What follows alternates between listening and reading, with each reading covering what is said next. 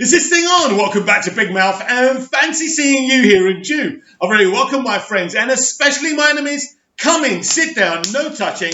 I don't do the touching. Are you feeling charitable? Then smash the subscribe button and the like button, and please do follow me on Twitter at Movies TV Mad, and welcome to the DCEU Daily. It's abundantly clear that Zack Snyder politely distanced himself from the Wonder Woman property, from the Aquaman property, from the Shazam property. He never had anything to do with Shazam anyway. So we know he cast Gal Gadot for Batman vs. Superman. We know that he helped Alan Heinberg construct the story for the first Wonder Woman film. And he had big plans for Aquaman. He went on a podcast when they were laughing about Aquaman being made into a film. And he promised it would be an epic film. He brought on James Wan. But now he's saying the only thing that he's involved with and the connectivity to Zack Snyder's Justice League is Man of Steel and Batman vs. Superman. I would think if it was up to Zack Snyder, the whole of the DCEU would still be his. But it can't be, because Warner Brothers have big plans for Wonder Woman. Warner Brothers have big plans for Aquaman. And they can't just put it in that box, in that Snyderverse box. And they don't want to, because Zack Snyder is an acquired taste, a taste I really like. A bit weird, sounds a bit weird, but you know what I mean, right? So yesterday, with his shocking exclusive interview with Grace Randolph, he said that the DCEU has grown a life of its own since Justice League and stuff like that. That's basically he can't have those. He can't have those characters, right? And it'd be very interesting to see if he does get sequels of Justice League or more series, if he can use Gal's Wonder Woman and Jason's Aquaman, or will he have to bring in other characters to continue that on? That's interesting as well. But this is what the multiverse strategy is all about. I wasn't surprised by what he said. I wasn't surprised that he complimented Matt Reeves, the Batman, and said how excited he was for it. Partly, he's being genuine. Zack Snyder is a very genuine guy. And, of course, he's looking forward to it. Of course, he likes Matt Reeves. Of course, he does. And Robert Pattinson, there'll be no reason. They've done nothing to him. No, Matt Reeves didn't want Ben Affleck to be the Batman. And that's why Ben's not playing Batman at this point, right? I don't know if there's hope for Ben to continue with Zack over at HBO Max. That's his quadrant now. But this is what we predicted from the very, very beginning. That when Zack's cut of Justice League was announced for HBO Max, we knew that everyone was going to get their own sandpit. Jesus Christ, the man even pretty much name-dropped the multiverse. That's the hint. That's the hint that we were looking for. That everyone's going to get their sandbox. Everyone gets to make the films they want with these DC characters. It's the multiverse, different universes, and you can do whatever you like.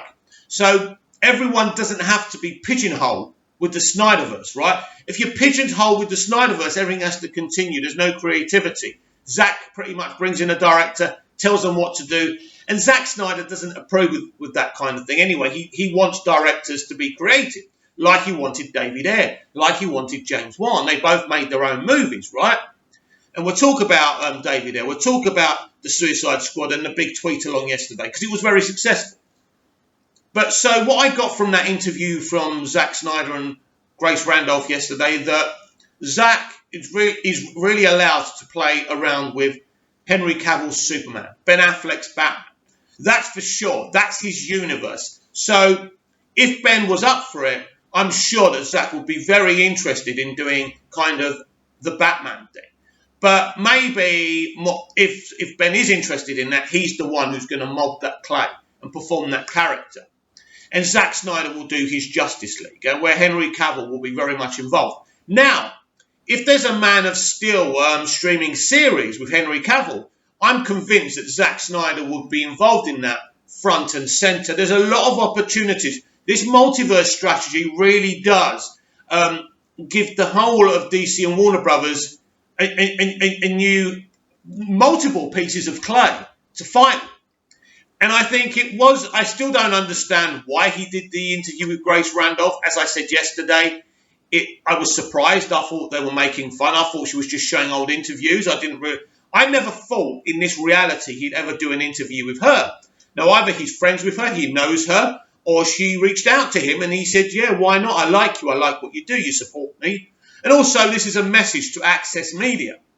Access Media have never been very nice to Zack. In fact, they've been toxic to Zack, purposely giving all his movies, no matter how good or bad they are, and I've never seen a bad Snyder movie, by the way, but you know what I mean. There's bias, and everyone's biased. People say, oh, well, critics, review films because they're not biased. They are biased. They're biased towards DC. They didn't like the DCEU, and they still don't. I read a tweet from someone who works at Collider, right, who talks about DC over there, seen 100K, tweets we got for Release the Haircut, right, and her saying the internet's just wrong. It shouldn't exist. How toxic. They call us toxic, but that's toxicity you can't even buy. And believe you me, that toxicity has been bought before. But anyway, I think closing off on this subject over on Zack Snyder, it really, really was a surprise that he did it with Grace Randolph. I was shocked, but this is Zack Snyder. He will throw you a curveball. And just before JusticeCon as well, that was an interesting thing because clearly he's going to be talking to the Nerd Queens. Clearly he's going to be on there saying stuff. And the big thing, of course, is that he teased,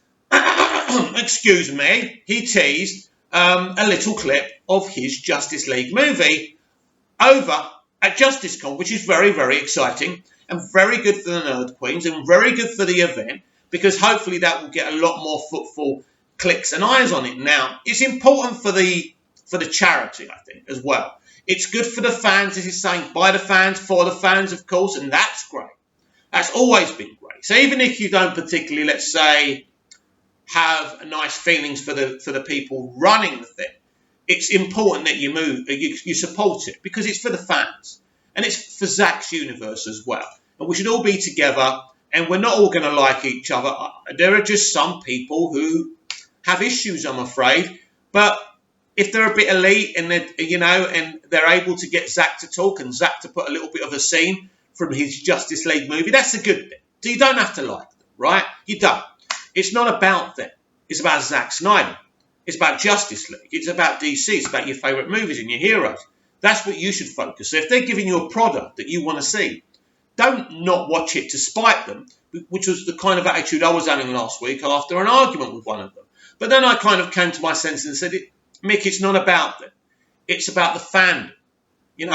It's about all these DC characters and the great stuff that Zack's done and raising money, for suicide prevention, all very important stuff. So it goes beyond the Nerd Queens, right?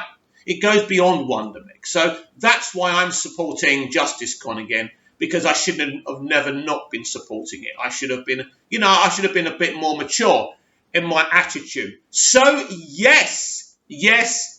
How exciting is this?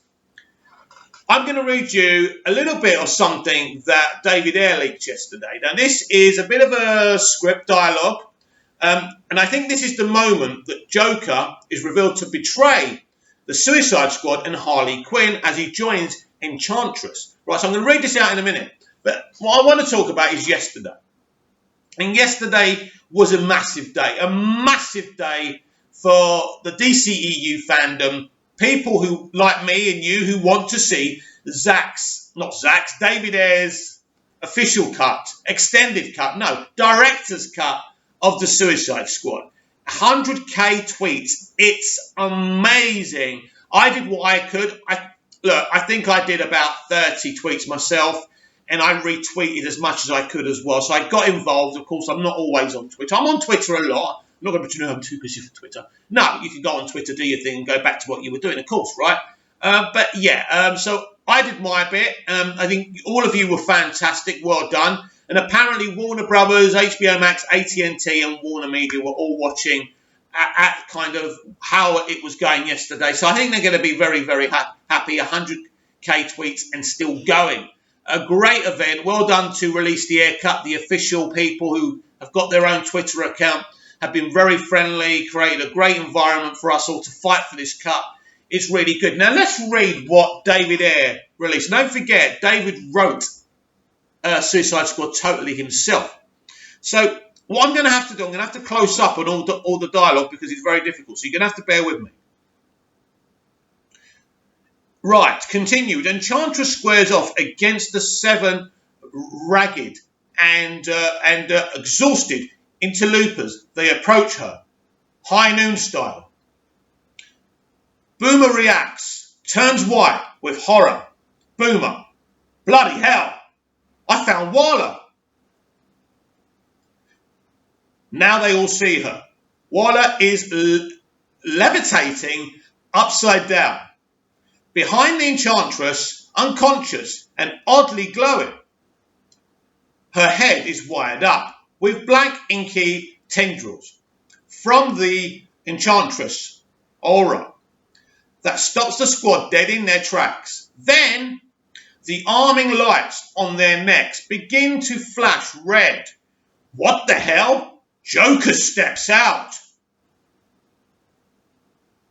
holding Waller's detonator in his hand. Joker, one more step, you die, because snitches get stitches. Switching to be us versus them, not us versus us. Harley beams with joy. Pudding? Flag, he's not real. I'm the most real thing here. I'm the walking, talking truth. Or maybe I'm not. And if I'm not, then this won't blow his head off. Joker's thumb hovers over Deadshot's face on the screen. Deadshot to Flag. He's real, dude. Real, okay? To Joker. Joker. You know, I never had no beef with you.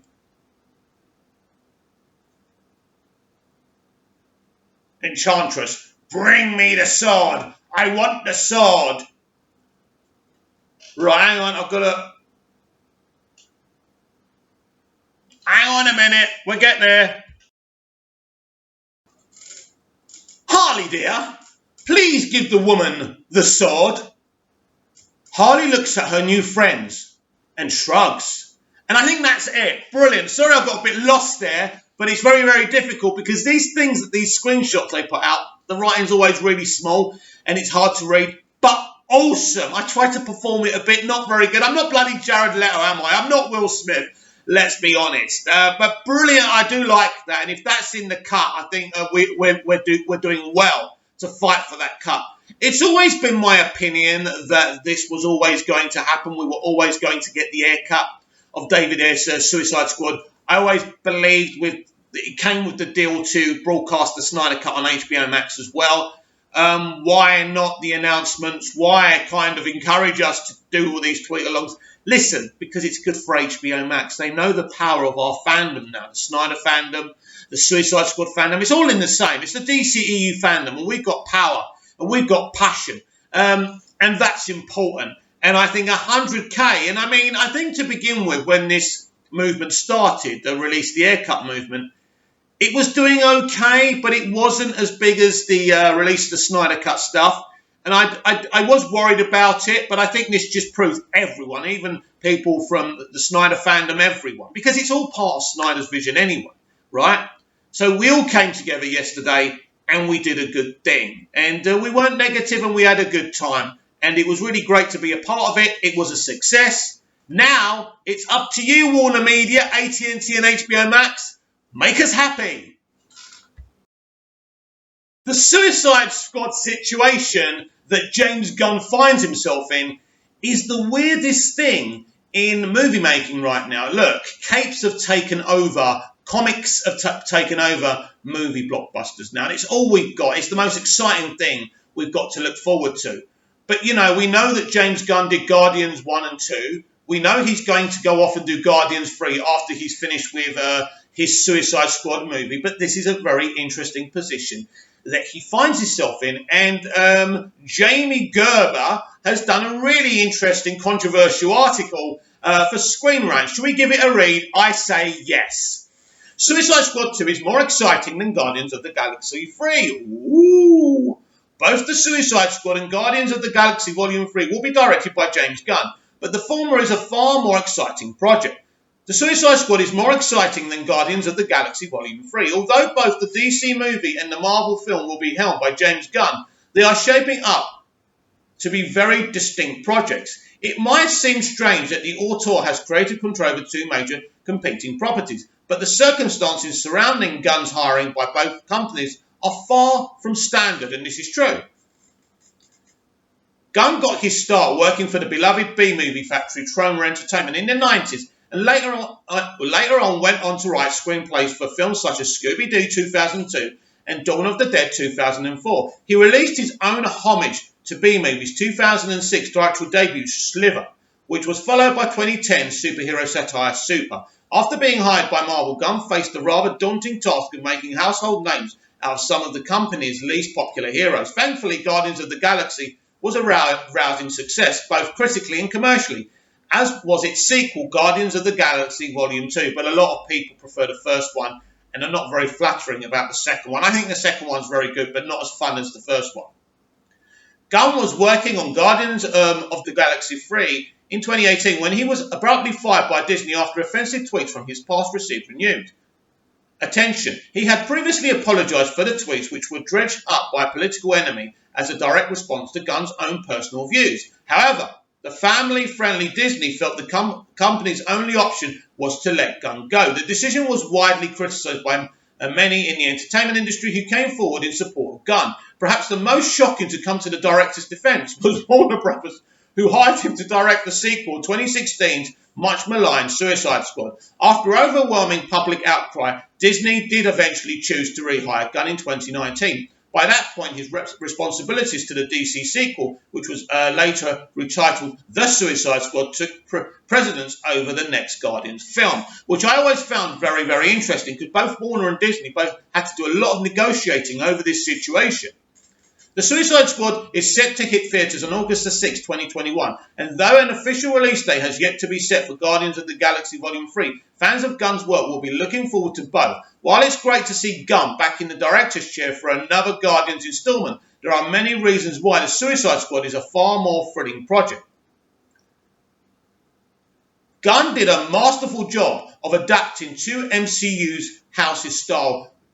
Let's start again. Gunn did a masterful job of adapting to MCU's house style while still putting his own spin on the Guardians of the Galaxy films. That's true. That being said, the Suicide Squad is already a much better fit for the director, yet his past work has rather gleefully embraced violence and moral ambiguity, which explains Gunn's desire to helm a Moon Knight movie. And there are some strict superhero guidelines that the Guardians must adhere to as part of Disney's family-friendly brand. This is the problem, isn't it? The Suicide Squad is a much darker team to begin with and won't be constrained by those principles. Aside from that, the film's possible R rating would grant Gunn far more creative freedom. I'm not sure if it's going to go R-rated. I have my doubts. We'll see about that. Gunn has already proven he can transform a ragtag group of somewhat unpopular characters into a phenomenon like Guardians of the Galaxy.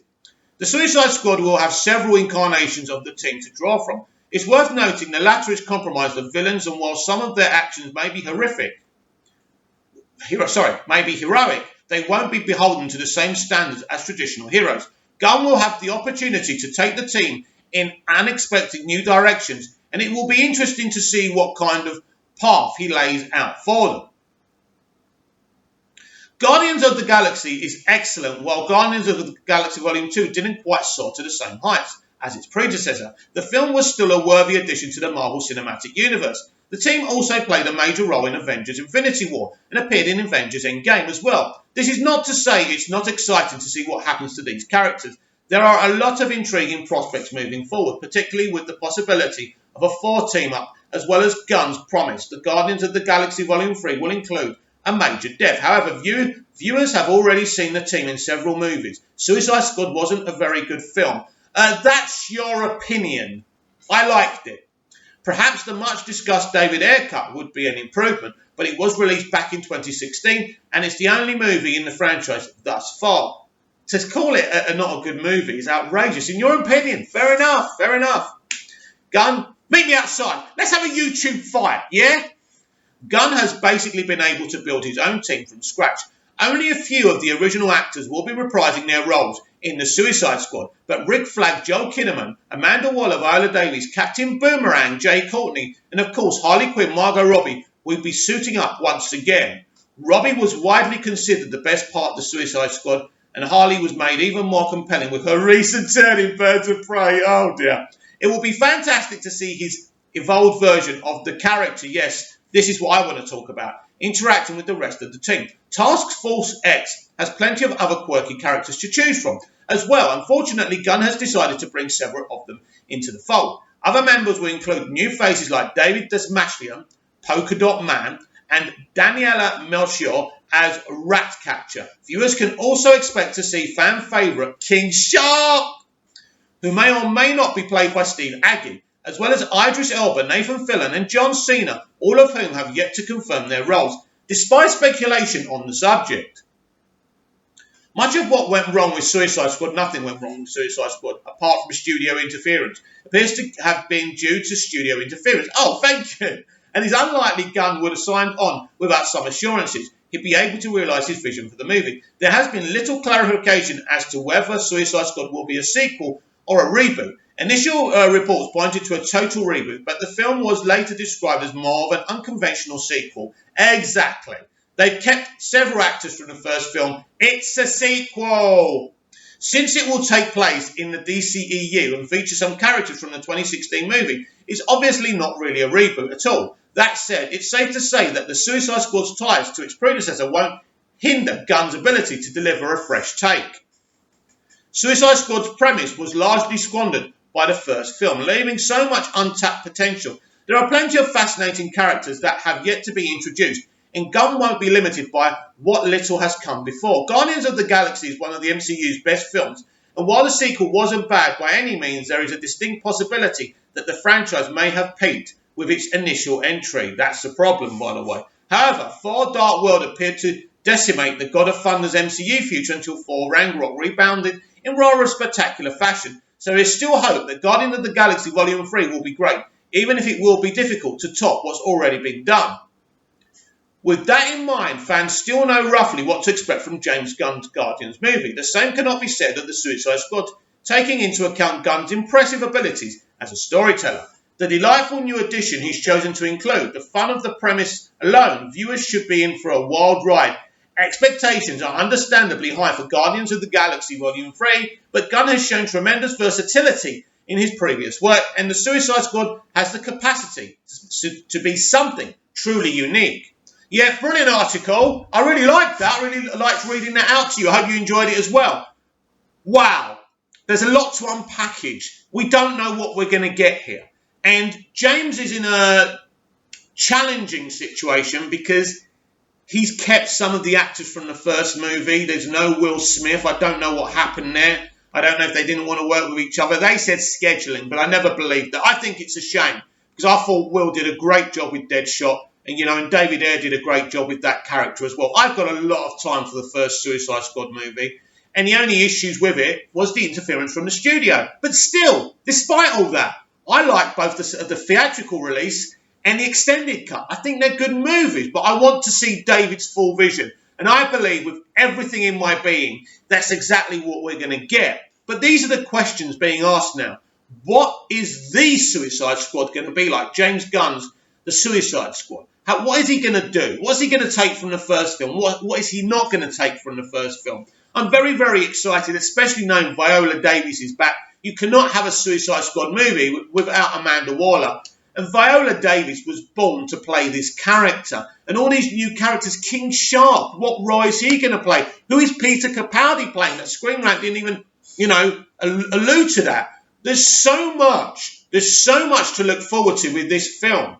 And when I go back to what Zack said yesterday, that basically his focus, his universe, the Snyderverse, is Man of Steel, BVS, and his Justice League, take, right? I think that's exciting. because it frees everybody else up. And it also frees Zack up. All of a sudden, no one's just beholden to one vision. There's multiple visions. The multiverse strategy, right? And this is what we've got here. Wonder Woman 84.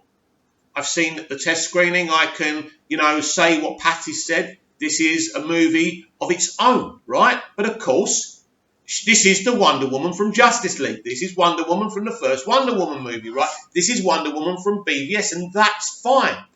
This is what this multiverse strategy is all about.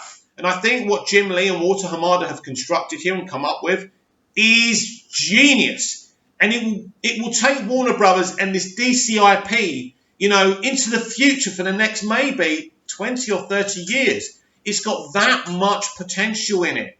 And it gives creatives the freedom to do what they want to do. But I am fascinated to see what James Gunn is going to do with Harley Quinn. It's interesting when he said she's got a lot to do in this movie, and nobody really thought that was the case. So that's very interesting. Harley's in. Will Smith's out. That's interesting. Is there an issue between the two? Because allegedly something went on between them during the shoot for Suicide Squad. That's allegedly. I don't know. So is that part of the reason Will's not involved? Is it a bit awkward with that?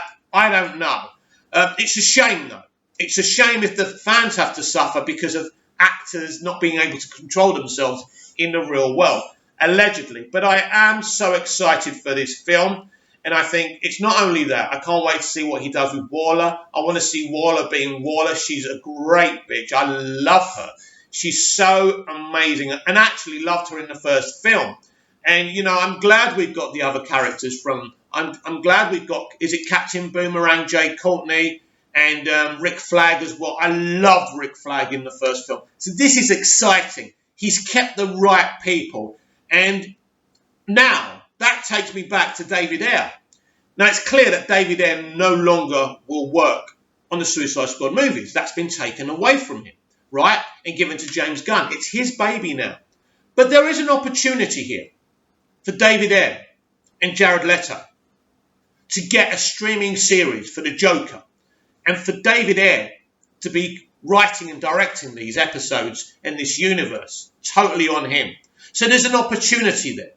That's the character that looks like Gunn is not interested in because of the controversy and the lack of popularity for him from the mainstream audience. The rest of us love him. I love Jared Leto. Let's be clear here. So I think there's an opportunity to take David and Jared off to HBO Max. And again, this is the beauty of this multiverse strategy. Are you excited for DC live action? As you know I am. What will Zack do to us today? Will he surprise us with another interview? Will we get a clip? I don't know. There's so much to unpackage, but I would be here forever talking about it. I'll be back tomorrow with more DCEU Daily. Comment down below, like, share and subscribe. I shall see you tomorrow.